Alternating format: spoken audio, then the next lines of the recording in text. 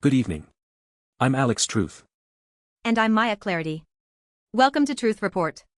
Tonight, we're bringing you 5 investigations that expose a disturbing pattern: state-sanctioned violence, corporate plunder of public resources, and international crime networks operating with impunity. These aren't isolated incidents. They're symptoms of power protecting itself at any cost. We begin with a story out of New York that reveals how intimidation campaigns against marginalized communities can operate in plain sight until someone finally says enough. The New York Attorney General has forced a pro-Israel organization called Betar U.S. to shut down its operations in the state. But the details of what they were doing, and who enabled them, should alarm every American. According to reporting from the Intercept, Attorney General Letitia James concluded a 10-month investigation that began in March 2025. What she found was a systematic campaign of bias-motivated harassment and violence targeting Arabs, Muslims, and pro-Palestine activists. This wasn't protest. This wasn't counter-speech. This was organized intimidation designed to silence constitutionally protected expression. Let's be specific about what Betar U.S. was doing, because the details matter. The organization documented the faces of people attending pro-Palestine vigils. They used facial recognition software to identify attendees. And then, and this is critical, they shared that information with the Department of Homeland Security. They were building surveillance dossiers on American citizens exercising their First Amendment rights. The investigation also revealed that members made violent threats against demonstrators, including campaigns that referenced Israel's 2024 pager attacks, an operation that killed and maimed hundreds of people. Betar leadership and members used what the Attorney General's office described as repeated use of slurs and demeaning language targeting Palestinians, Arabs, and Muslims. This wasn't subtle. They were broadcasting their discriminatory intent. And here's what makes this even more troubling: Betar U.S. took credit when pro-Palestine students were arrested by immigration officials. They were actively coordinating with federal law enforcement to punish people for political speech. Think about what that means. A private organization with explicit bias against a protected class was working hand-in-hand with DHS and ICE to target dissidents. The settlement forces Betar U.S. to dissolve its non-profit status in New York and cease operations in the state. They face an $80,000 fine if they continue activities. But here's what the investigation also revealed: Betar never even registered with the State Charities Bureau. They were operating as an unlicensed organization conducting surveillance and harassment campaigns. How does that happen without oversight? Attorney General James stated that New York will not tolerate organizations that use fear, violence, and intimidation to silence free expression or target people based on identity. That's the right stance. But we need to ask, how many other organizations like Betar U.S. are operating right now in other states? How many are coordinating with federal agencies to build targeting lists of activists? And critically, Betar U.S. denied all wrongdoing in the settlement. No admission of guilt. No accountability for the people they harassed, doxed, and threatened. They shut down in New York, but nothing prevents them from reorganizing elsewhere under a different name. The pattern of intimidation doesn't disappear just because one organization formally dissolves. This connects directly to our second investigation tonight. Because whether we're talking about harassment of activists or exploitation of public lands, the pattern is the same: powerful interests operate with minimal oversight, capture the agencies meant to regulate them, and extract wealth or silence opposition while the public pays the cost. ProPublica just released the findings of a major investigation into grazing on federal public lands. And what they uncovered is a textbook case of corporate welfare disguised as American tradition. The numbers are staggering, Alex.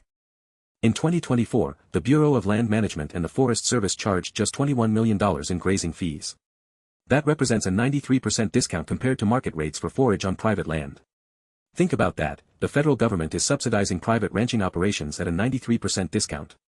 Meanwhile, those same ranchers had access to at least $2.5 billion in additional subsidy programs, including disaster assistance and livestock loss compensation. So taxpayers are paying twice. We're giving away public resources at far below market value, and then we're cutting checks to the same ranchers through subsidy programs. And what are we getting in return? According to BLM's own assessments, grazing has degraded at least 38 million acres of public land, an area about half the size of New Mexico. The agency doesn't even have health assessments for another 35 million acres. ProPublica's reporters witnessed the damage firsthand across multiple western states. They documented streambeds trampled by cattle, grasslands denuded by grazing, and creeks fouled by cow corpses. This is ecological destruction on a massive scale, subsidized by American taxpayers, benefiting a tiny class of wealthy landholders. And let's be clear about who's benefiting, because this isn't small family ranchers struggling to make ends meet. Roughly 2/3 of BLM grazing is controlled by just 10% of ranchers. The major permittees include billionaires Stan Kroenke and Rupert Murdoch, mining companies, and public utilities.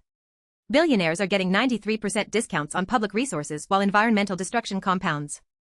The regulatory failures here are deliberate. By 2023, the BLM authorized grazing on roughly 75% of its acreage without environmental review. In 2013, that figure was 47%. So in a decade, environmental oversight was gutted. Meanwhile, the agency's rangeland staff dropped 39% between 2020 and 2024, ensuring there aren't enough people left to enforce what little regulation remains. And when you ask why this is happening, the answer is regulatory capture. ProPublica found that BLM employees report political pressure to avoid stringent oversight. The Trump administration appointed ranching advocates to Interior and Forest Service leadership positions. Members of Congress from both parties have intervened on ranchers' behalf over 20 times since 2020. The system is designed to protect the extractors, not the public trust.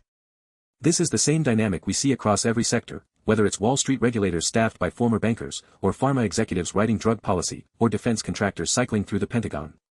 The agencies created to protect the public interest get captured by the industries they're supposed to regulate. And the result is always the same: private profit, public cost, environmental collapse. Which brings us to Minneapolis, where federal agents deployed to suppress protests over police violence have themselves become the story. On January 7, an ICE agent named Jonathan Ross shot and killed Renee Nicole Good, a 37-year-old mother of 3. The government immediately labeled her a domestic terrorist. The video evidence tells a very different story. Bellingcat conducted a detailed analysis of 5 separate videos documenting the shooting. What they found contradicts the official narrative at almost every point. President Trump and DHS Secretary Kristi Noem claimed that Good tried to run over an ICE officer after blocking the road. But the video analysis shows Ross filming Good with his phone in his left hand before drawing his weapon with his right hand and firing 3 shots through her front window, all within roughly 1 second. Minneapolis Mayor Jacob Frey reviewed the footage and called the government's claims garbage, stating they were disproven by the video footage. And when you watch the videos, you can see why. Some angles appear to show the vehicle passing close to Ross, but close-up footage indicates Ross moving out of the way and to the side of the vehicle as he fires. This wasn't an agent protecting himself from imminent death. This was an execution. Renee Good is dead because a federal agent decided to fire 3 rounds into her vehicle. And instead of accountability, we got propaganda. The President of the United States and the Secretary of Homeland Security immediately framed her as a terrorist threat to justify extrajudicial killing. That's not law enforcement. That's state violence with a PR campaign. And what happened next is equally revealing. Protests erupted nationwide. And the federal response wasn't to investigate the shooting or hold Ross accountable, it was to deploy more agents to Minnesota. By January 12, additional ICE personnel were on the ground.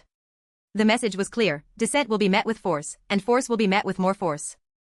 Which brings us to the 4th investigation, because the same federal agents deployed to Minneapolis have been using so-called less lethal weapons in ways that violate their own policies and international human rights standards.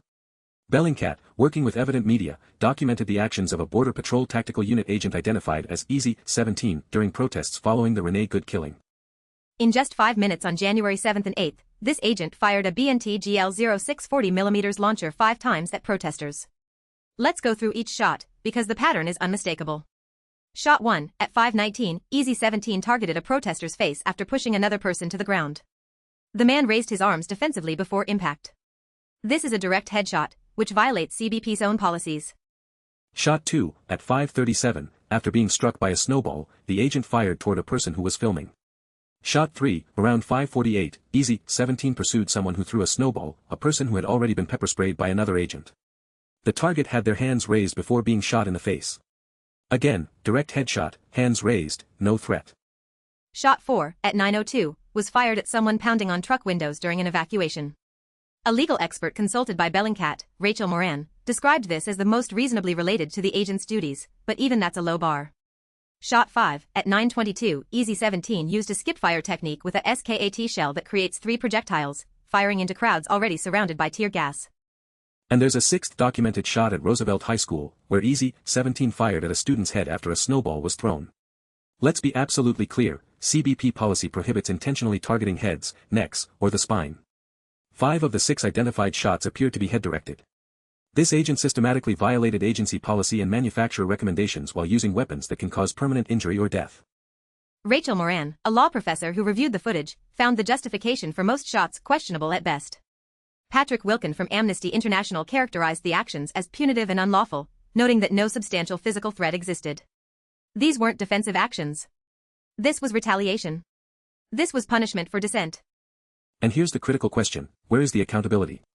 We have video evidence of a federal agent committing multiple policy violations, targeting people's heads with weapons designed to incapacitate, firing at people with their hands raised, at students, at people filming. And as of this broadcast, there's been no disciplinary action announced, no investigation, no consequences. This is the infrastructure of authoritarianism.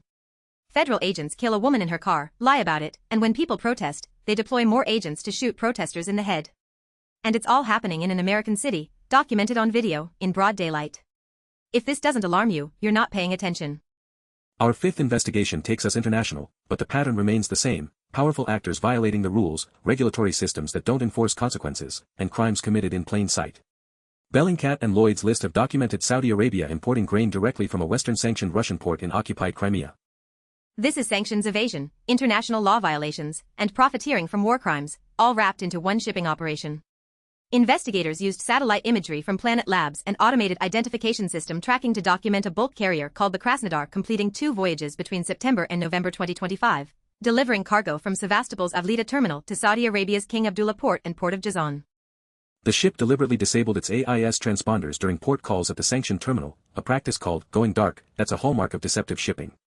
Investigators confirmed the vessel's identity through visual matching of distinctive features: navy blue chimney with white band, 5 gray hatches, red deck, green bridge flooring, and precise length measurements.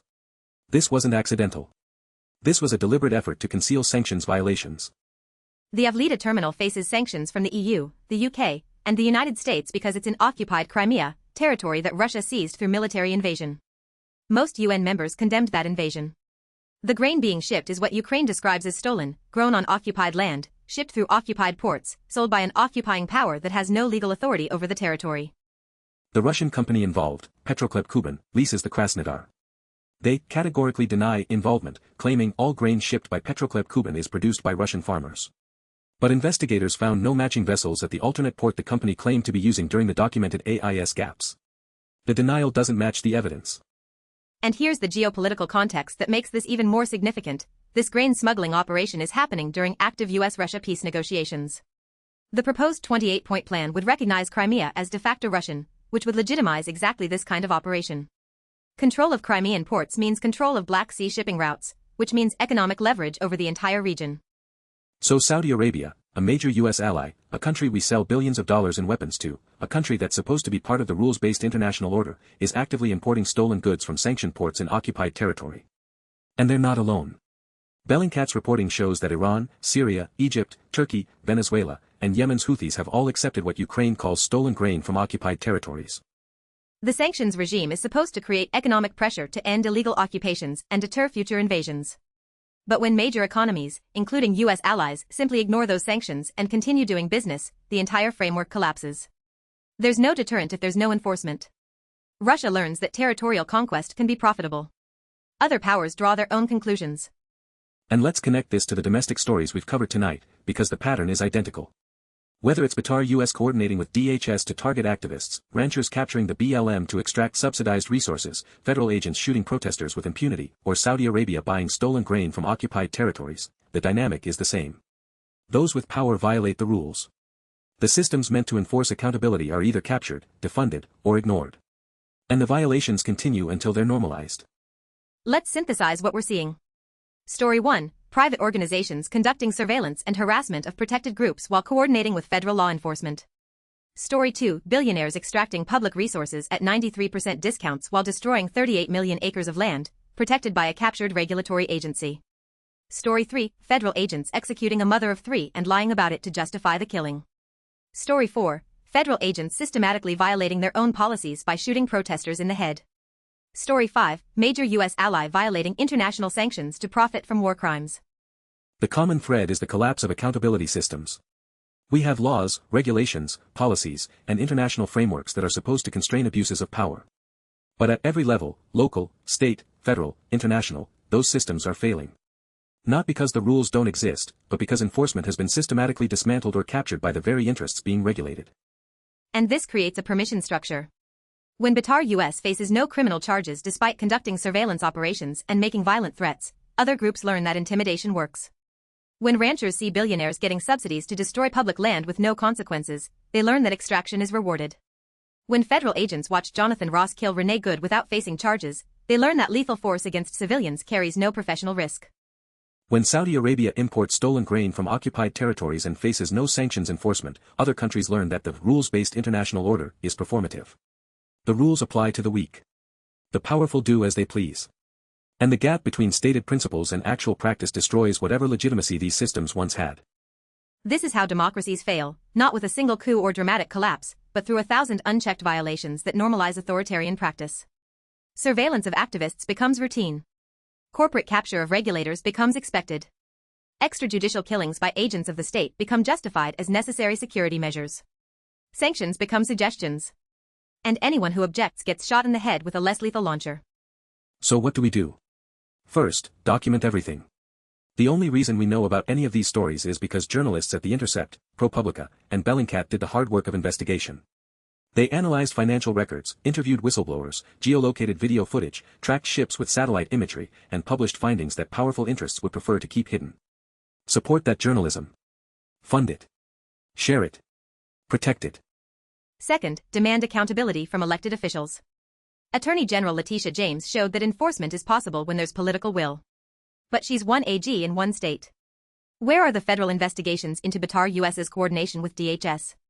Where are the criminal charges against Jonathan Ross? Where are the congressional hearings into the BLM's regulatory collapse? Where are the sanctions enforcement actions against Saudi Arabia? Those things don't happen automatically. They require public pressure. Third, build alternative power. The systems we've been taught to trust, law enforcement, regulatory agencies, international bodies, are not going to reform themselves. Communities need their own defense networks, their own media platforms, their own economic structures that don't depend on captured institutions. Mutual aid, independent journalism, worker cooperatives, community land trusts, these aren't utopian dreams, they're practical infrastructure for survival when official systems fail. And fourth, understand that none of these stories are isolated incidents. They're all connected. The same political economy that enables billion-dollar ranching subsidies funds the deployment of federal tactical units to American cities. The same foreign policy that arms Saudi Arabia looks the other way when they buy stolen grain. The same surveillance apparatus that Betar U.S. used against activists is the one that ICE uses to target immigrants. It's one system, serving one class, at everyone else's expense. Renee Good is dead. Millions of acres of public land are destroyed. Protesters are being shot in the head by federal agents. International law is a joke. And tomorrow, unless something changes, it will all continue. The question is whether we're willing to accept that as normal, or whether we're going to build the power necessary to stop it. That's our show. I'm Maya Clarity. And I'm Alex Truth. Keep asking questions. Keep demanding answers. And keep each other safe.